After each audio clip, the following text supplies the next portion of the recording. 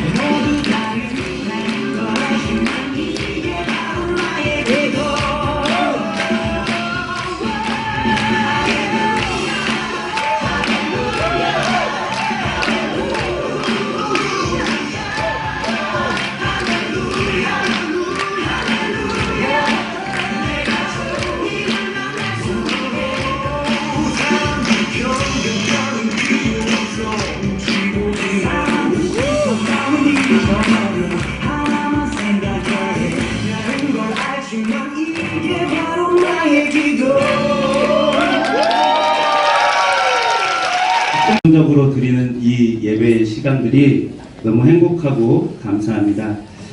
우리 동구교회 세대별 예배를 허락하신 우리 하나님과 그리고 우리 성도님들 모두에게 감사의 박수 한번 부탁드리겠습니다. 이번 우리 세대별 예배의 주제가 뭐라고 했죠? 동행입니다. 소재는 뭐죠? 홈커밍, 청년 홈커밍입니다. 그래서 제가 마법을 한번 준비해봤습니다. 손을 높이 한번 딱 올려보시죠. 박수를 3번 딱 치면 여러분은 이제부터 청년 시절로 돌아갑니다. 자, 크게 한번 3번 치는 겁니다. 시작!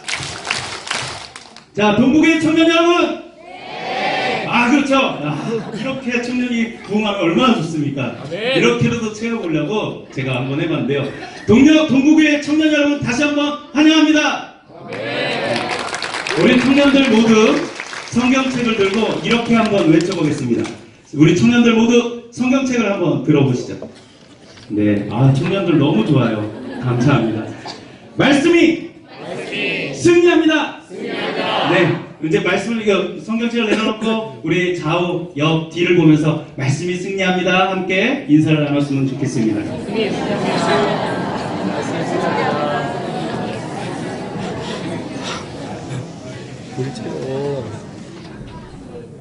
오늘 본문에서 우리가 너무나 잘 아는 본문이죠. 에녹이라는 이 인물. 이 인물의 에녹이라는 이 인물의 성경에 보면 동행하다라는 말이 나옵니다. 이 동행하다라는 말을 히브리어로는 할라크라고 말하고 있습니다. 그 뜻은 뭐냐면 걷다, 가다, 서다라는 말의 의미로 그냥 혼자 간다 아니면 혼자 가다 서다 이런 말이 아니라 함께라는 의미가 그 안에 숨겨져 있습니다. 동행은 어떤 의미가 숨겨져 있다고요? 함께. 그렇죠. 우리 청년들 너무 똑똑합니다. 여러분 이런 영화 혹시 보셨습니까? 예전에 원앙소리라는 영화. 그 영화를 보면 80 노인이신 할아버지와 40살 된 우리 소와 함께 인생을 함께 엮어오면서 야, 그 영화를 보면서 동행이라는 게 저런 모습이구나 라는 생각을 해본 적이 있습니다. 저도 여러분들이 잘 알고 있는 사람과 15년째 동행을 하고 있습니다. 말도 안 했는데 누군지 아시나 봐요? 그런데 제 성격은요, 약간 좀 섬세한 여성스러운 성격을 갖고 있고, 우리 그 동행하는 분은 대범해서 남자다운 이런 성격을 갖고 있습니다. 그래서 대화를 하다 보면 이렇게 마찰을 빚곤 합니다. 제가 이렇게 말합니다. 아니 여자가 뭐 그렇게 무드가 없어. 뭐 이렇게 그래. 그랬더니 반격을 합니다. 뭐라고 반격을 할까요? 남자가 쪼잔하게 왜 그래? 이런 말을 하는 겁니다. 그런데요, 세월이 흘러가고 보니까 짜장면 집 가면 우리가 잘 시키는 메뉴가 있죠. 어떤 메뉴죠? 짜장면. 또 짬뽕. 그거 둘 다 먹고 싶을 땐 뭘 시키죠?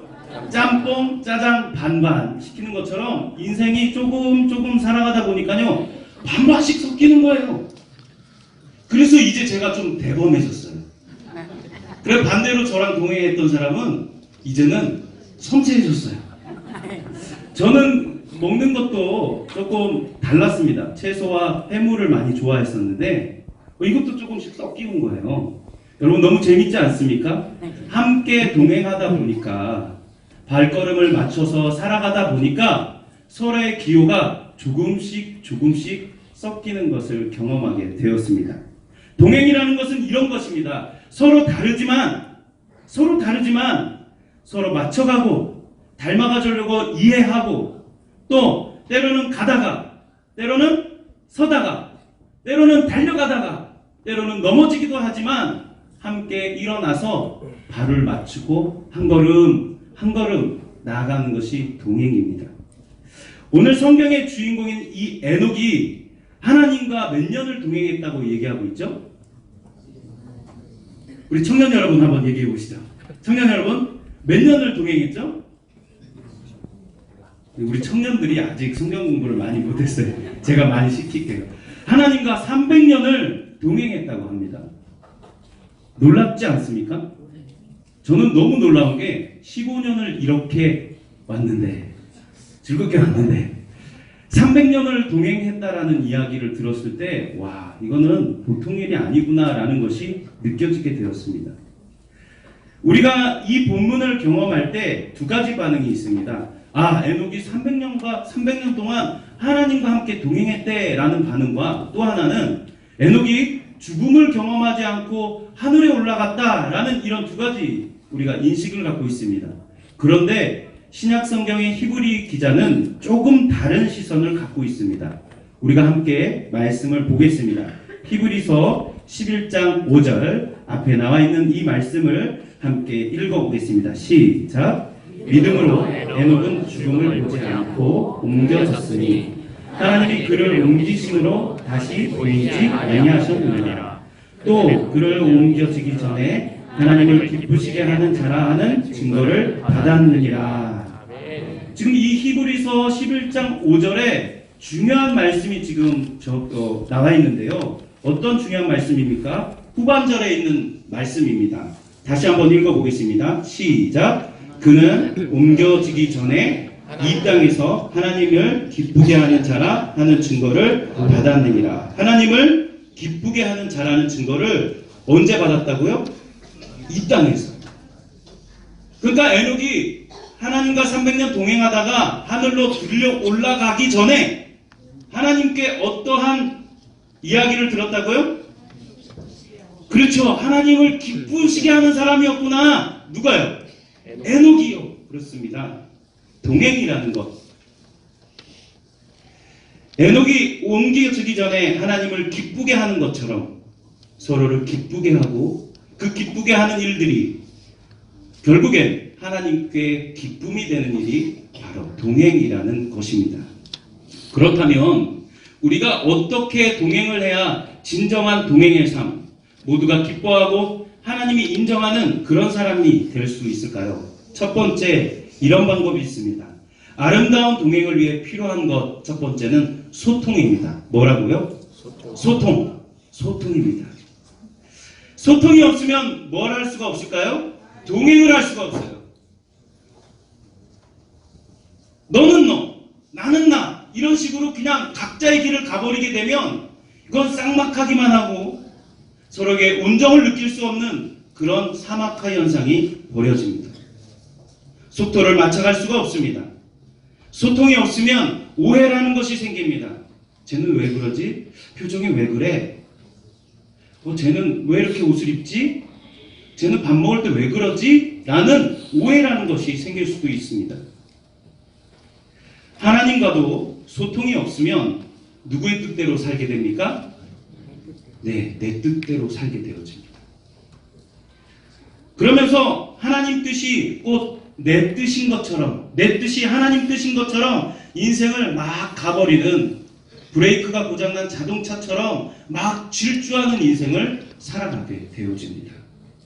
그러다가 이상이 생기면 뭐라고 말하죠? 아니 하나님, 이럴 수 있습니까? 아니 하나님, 정말 이럴 수 있습니까? 라고 되묻게 되어집니다. 적반하장의 모습이죠. 소통하려면 서로 어떤 시선이 있어야 됩니까? 마주보는 시선이 있어야 됩니다. 또 남의 만남의 시간을 가져야 합니다. 하나님을 만난 경험이 없는데 어떻게 우리가 하나님과 소통할 수 있겠습니까? 소통한다고 말할 수 있겠습니까? 서로에게 관심이 없는데 어떻게 소통할 수가 있겠습니까? 우리가 교회에 관심이 없는데 어떻게 교회에 정이 생길 수 있겠습니까? 서로가 소통이 없는데 우리가 어떻게 말로만 부흥이라는 말을 할 수 있겠습니까? 소통은 관심이고 만남의 순간입니다. 동행의 첫 번째 포인트는 뭐라고요? 소통입니다. 그러한 의미에서 우리가 함께 살아가고 있는 우리 청년들을 동영상으로 인터뷰를 했습니다. 청년들이 이렇게 물었습니다. 여러분, 신앙의 고민과 삶의 고민 두 가지를 하나씩 한번 대답해 보세요. 우리 함께 그 고민을 공유해 보겠습니다.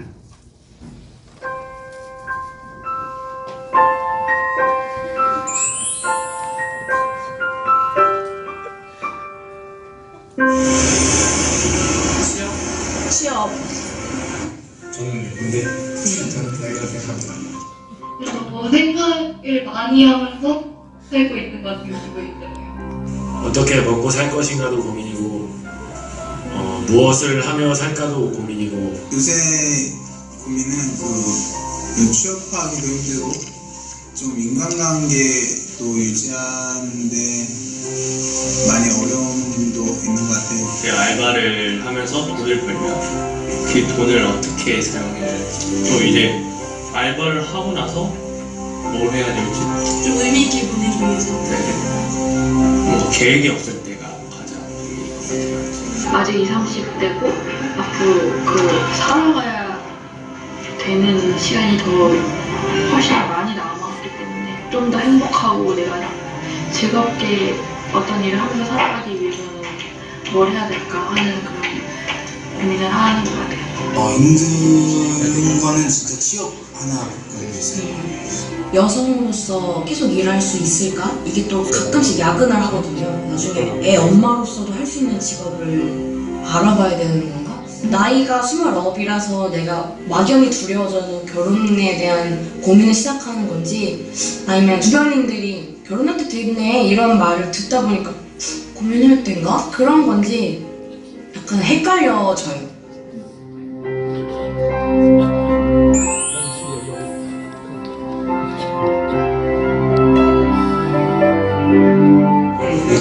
성일의 일상으로 돌아가면 하나님을 모시게 하는 것 같습니다.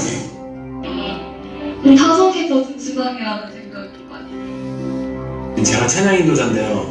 찬양에 대한 갈급함이 가장 누구보다도 찬양을 많이 듣고 찬양으로 많이 만나야 하는데 그러지 못하고 있는 것 같아서 그게 가장 신앙생활의 고민인 것 같습니다. 남들처럼 막 이렇게 놀고도 싶고 다른 친구들처럼 막 늦게까지 자고 싶은데 제가 중고등부 선생님을 보조교사를 맡고 있기 때문에 막 의무감으로도 나가기도 하고 좀 믿음 생활 때문에 나가기도 하는데 아버지는 요즘에 친구 따라서 가고 계시는데 교회가 어떤 곳이고 하나님이 누구시고 예수님께서 누구시는지 그걸 알아보려고 하셨으면 좋겠어요. 언젠가 저랑 같이 다닌다면 그래도 알려드릴 수라도 있는데 친구랑 다니시니까 가족이 다 안 다니시니까 가족끼리 하는 그런 거 뭔가 있잖아요. 그런 게 불편하고 뭐 의미 있긴 하는데 모양이 조금 그런 것 같아요. 저한테는. 시간은 똑같이 주어져 있는데 교회 생활이나 이런 신앙생활 하는 우리 청년들의 경우에는 그걸 더 잘 쪼개서 써야 되잖아요.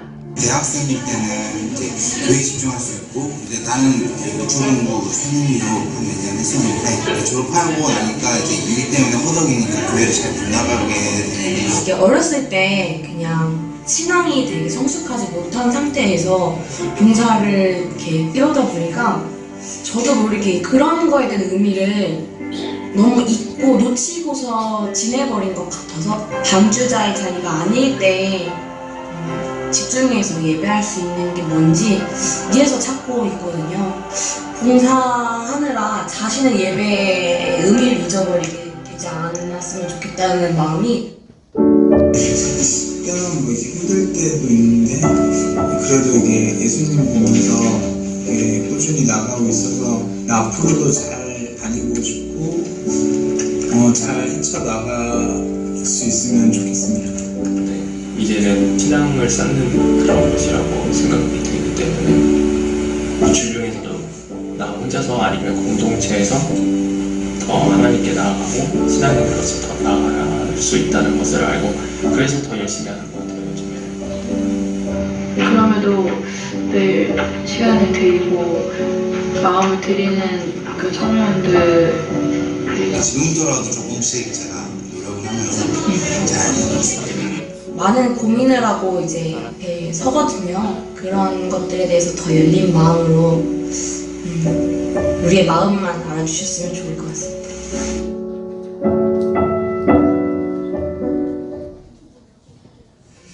젊은 것들 생각 없는 줄 알았는데 이런 생각을 갖고 있었습니다. 여러분, 두 번째로 하나님의 동행에 있어서 필요한 것은 무엇일까요? 그것은 하나님의 뜻을 수용하는 것입니다. 하나님의 뜻을 받아들이는 마음.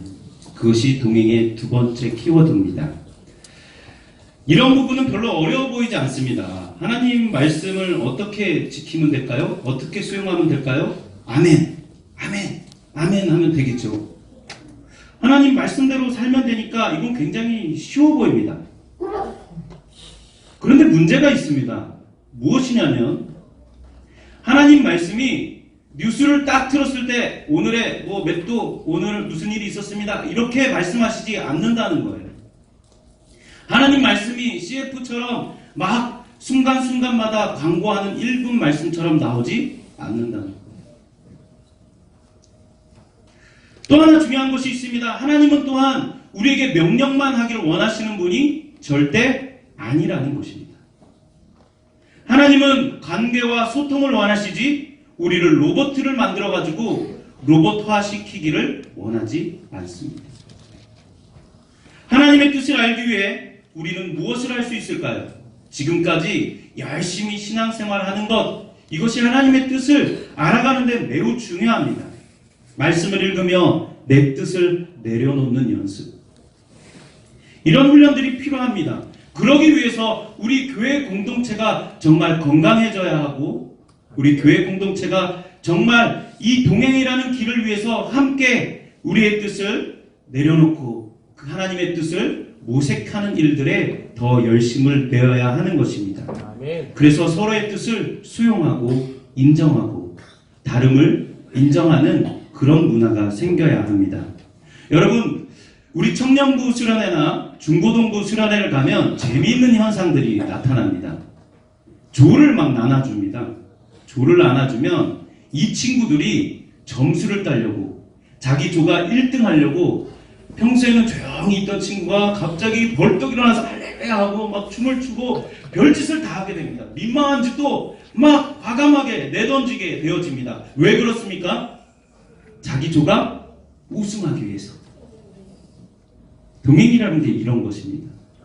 내 수치, 창피, 생각 모두 내려놓고 함께라는 정신이 바로 이곳에 있는 것입니다. 시대가 흐를수록 말의 뜻과 의미가 변하는 것이 있습니다. 우리 예전에는 밥 이러면 뭐가 생각났습니까? 우리 어른 청년들 한번 얘기해 보시죠. 밥 하면 뭐가 떠오르세요? 밥이죠, 뭐, 밥. 그렇죠. 밥 하면 쌀밥 이런 게 많이 생각나는데 지금 우리 청년들이나 아니면 젊은 세대들한테 밥 하면 뭐가 떠오를까요? 여러 가지가 떠오를 겁니다.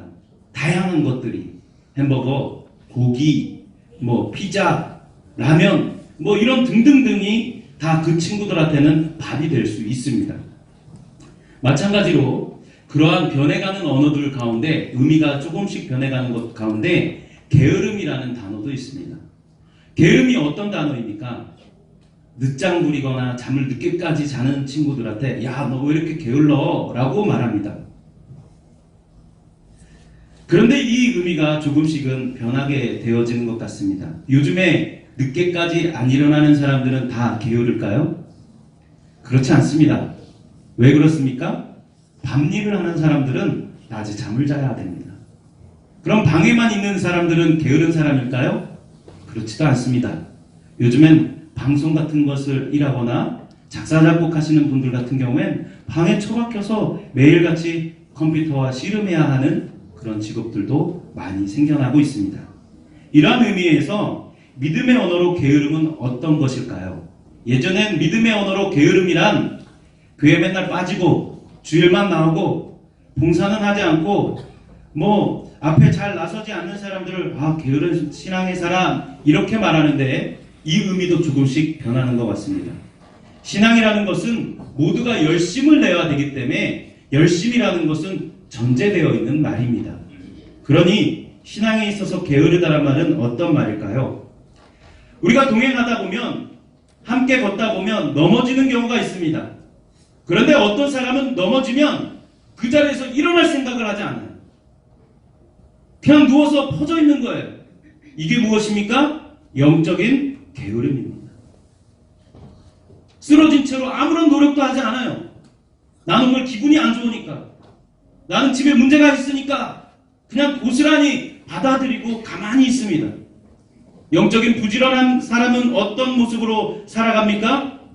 하나님께서 내밀어 주시는 그 손을 잡으려고 신앙에 몸부림치는 것입니다. 이게 영적인 부지런함인 것입니다. 간단합니다. 예수님의 손을 잡으면 됩니다. 툭툭 털고 일어나면 됩니다. 우리 이런 동행의 길을 함께 걸어가고 또 그가 일어나기까지 우리가 함께 협력하시기를 바랍니다. 아멘. 세 번째로 아름다운 동행을 위해서는 누구를 닮아가야 하느냐? 누굴 닮아가야 할까요? 예수님을 닮아가야 합니다. 왜 예수님을 닮아가야 합니까? 예수님은 이 땅에서 하나님과 동행한 가장 아주 이상적인 모습으로 살았기 때문입니다. 자신의 뜻을 하나님께 묻고 감당하기 위해서 기도하고 그 기도가 힘들지만 땀이 피가 되도록 노력했던 분이었습니다. 그의 인격, 그의 사람을 향한 긍휼과 사람을 향한 그 사랑의 마음, 또 다음 세대를 위한 안목과 기도와 또 제자 훈련, 십자가를 지기까지 하나님이 이 땅에서 그의 동행은 참으로 너무나 아름다운 흔적의 모습이었습니다. 그리고 그 길은 혼자만 잘 되려고 가는 그런 모습이 아니었습니다. 우리 어른들에게는 그런 고민이 없었을까요? 우리 어른들도 청년의 시기를 넘어왔습니다. 우리 청년 여러분, 우리 이 시간에 우리 어른들의 고민과 신앙 이야기도 한번 들어보겠습니다.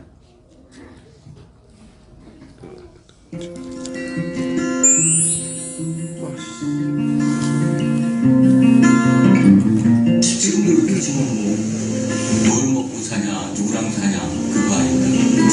지금 청년들하고 저희 청년 시절하고 볼 때는 저희 청년 시절이 더 행복하지 않나. 박봉이지만 어디든지 일자리가 아주 흔하던 시절이기 때문에 지금 청년들 보면 안타까운 게 일이 하고 싶어도 내 직성에 맞는 일이 마땅치 않다는 게. 학교 시절에는 직장 때문에 이제 직장을 하게 되면 예배를 빠질 수 있기 때문에 그거에 대한 주의를 끼고 이럴 수밖에 없는. 아, 간호사. 그러니까 우리는 주의를 끼워서 할 수밖에 없는 상황이니까 저 같은 경우는 이제 수술실로 가려고 나가가지고 다행히 수술실은 주의를 많이 빠지는 건 아니어서 감사하죠. 주님 안에서 온전히 신앙을 가지고 있는 일을 보여줬어요. 제일 이제 어려웠던 사실은 내가 군인이었기 때문에 정말 그 이웃에 굶어가는 그 어린이들을 위해서 이제 대안으로 그들을 이끌어서 정말 그들에게 해주는 큰 누룽지 하나 뿌려줘서 그들에게 먹여줄 수 있는 그런 생각을 해서 그때는 하나님을 몰랐던 시절이기 때문에 지금 돌이켜보면은 너무 겁없이 사는 것 같은데 지금이라도 하나님을 찾았으니까 얼마나 행복하고 다행인지 모르겠습니다. 앞으로 취업의 문제가 어떻게 나의 삶을 정말 주님 안에서 살아가는 그런 작은 고민을 한 적이 있었습니다. 중고등학교를 사실 그 신앙 안에 있지 못했습니다. 시간이 지나가면서 청년 시절을 되면서 자꾸 이제 하나님 앞에 다가오라는 그런 음성이 제 마음속에 계속 들려지는 그런 상황이었어요. 결과적으로는 우리 대학 동기인 김소연 장로님 통해서 동기교회에 받아들이게 됐습니다. 핏발이 너무 많았어. 내가 예수를 진짜로 잘 믿고 있었는데 집에서 안 해줘요. 그래서 들어갔다 나갔다 맨날 믿음이 성장하지 못하고 오르락내리락 그랬어요. 저는 IMF 시절 때 학교를 다녔고 그때 이제 졸업을 했던 시절이기 때문에 취업 부분이 제일 또 걱정이었었어요. 그래서 일단은 그 믿는 자매랑 교제를 했고 또 믿는 자매이기 때문에 이제 그런 저의 결혼 조건에 있어서는 부합했기 때문에 그런 고민은 없었고 일찍 결혼을 하다 보니까 또 과연 이제 그 어린 나이에 또 아직 준비가 제대로 되지 않은 나이에 이제 가정을 꾸려갈 수 있을까 이런 고민들이 가장 컸던 것 같습니다. 내 청년 때 내가 하고 싶은 일이 하나님이 가라고 하는 길일까? 내가 하나님의 길이라고 생각해서 가는 길이야.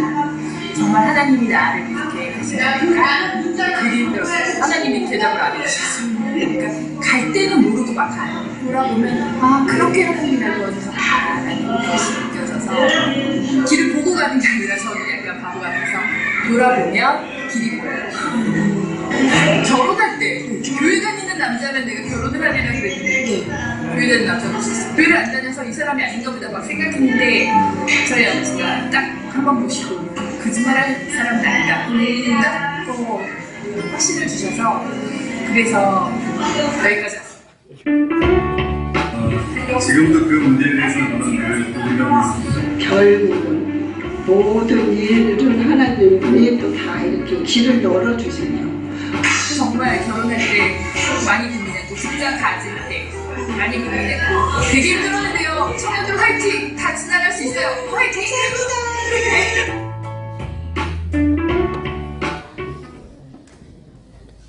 우리 동부교회 청년 여러분, 동부교회 청년 여러분, 청년 여러분, 화이팅입니다. 우리는 이제 다가오는 2018년을 함께 동행하여 주시기를 바랍니다. 우리가 청년의 마음으로 다 같이 동행의 길을 걷기를 바랍니다.